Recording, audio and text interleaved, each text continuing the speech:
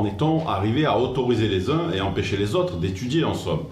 Eh bien, c'est comme souvent un choix politique face aux contraintes économiques.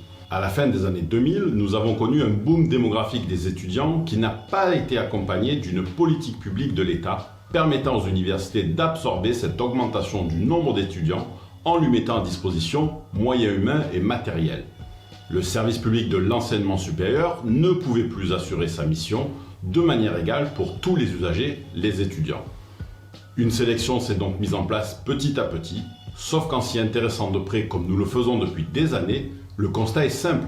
Cette sélection connaît des failles juridiques énormes qui génèrent des injustices et contre lesquelles nous offrons une solution pour rétablir la balance des droits et permettre aux étudiants de poursuivre et terminer leurs études.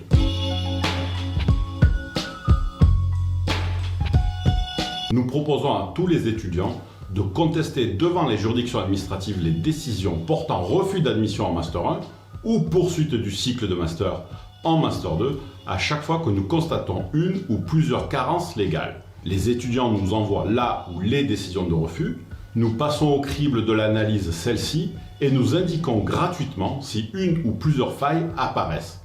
En général, c'est plusieurs car le constat global de la sélection en Master est sans appel.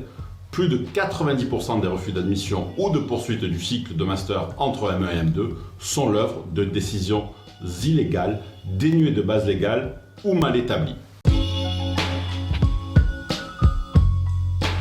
Ce chiffre, c'est le résultat que nous obtenons en faveur des étudiants quand ils font appel à nous pour contester en justice les refus qui leur sont opposés. Les tribunaux sanctionnent 9 fois sur 10 les refus de master. Nous gagnons plus de 90% des affaires que nous engageons pour les étudiants illégalement refusés en master. Nous agissons partout en France et dans les Outre-mer. Nous avons défendu avec succès des étudiants jusqu'à Tahiti et dernièrement à La Réunion pour faire gagner un étudiant en droit des affaires à qui on a refusé illégalement de poursuivre et terminer son cycle de master.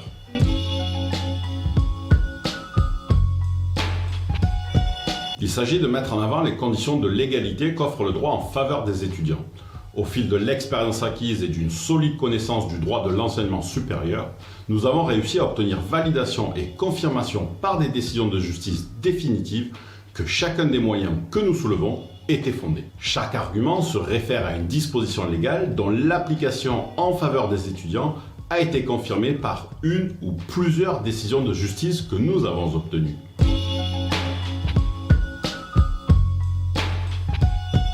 En effet, les délais habituels de justice ne favorisent pas les étudiants, mais ils se trouvent face à une urgence manifeste, eu égard d'une part à la rentrée qui se profile ou qui vient de commencer, d'autre part à leur situation de blocage ne leur permettant pas de continuer leurs études.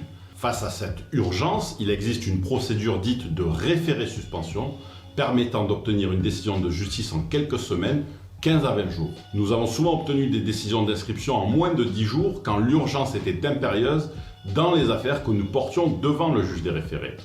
Cette procédure d'urgence est engagée obligatoirement avec une procédure dite au fond ou en annulation.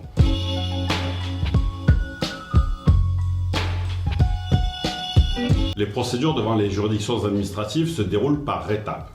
Habituellement, ces étapes sont dépôt des requêtes par l'étudiant, dépôt des conclusions en défense par mémoire de l'université, si les intérêts de l'étudiant le requièrent, dépôt d'un mémoire à réplique, audience de plaidoirie, délibéré avec possibilité de déposer une note pour répondre à un élément nouveau et enfin, notification de l'ordonnance.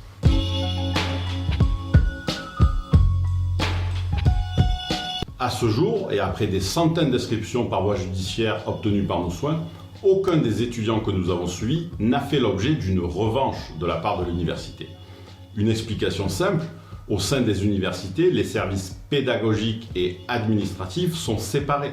Ce ne sont pas les responsables de formation qui gèrent les litiges devant le tribunal, ce sont les services juridiques ou les services de la présidence. Il y a même dans des dossiers que nous avons suivis, des services pédagogiques en conflit avec les services administratifs, c'est dire. Le juge administratif est doté d'un pouvoir d'injonction par lequel il va obliger l'université à tirer les conséquences de l'illégalité constatée. Soit il oblige l'université à inscrire l'étudiant, soit il l'oblige à réexaminer la demande d'admission, le tout dans un délai court, en quelques jours. Nous établissons nos honoraires en fonction des paramètres légaux qui vont de l'enjeu du dossier à la situation financière de chaque justiciable, en passant par la somme de travail à fournir et notre réputation. Nous obtenons quasi systématiquement condamnation de la partie adverse à rembourser les frais engagés par le requérant. Une disposition spéciale du Code de justice administrative donne au tribunal pouvoir de faire prendre en charge les frais avancés par l'étudiant pour faire valoir sa cause. Nous avons établi qu'en moyenne, une procédure est remboursée entre 1 000 et 2 000 euros. Nos honoraires sont donc en moyenne de 1 500 euros par procédure, hors frais de représentation aux audiences. Nous établissons une convention d'honoraires par dossier pour sécuriser le requérant.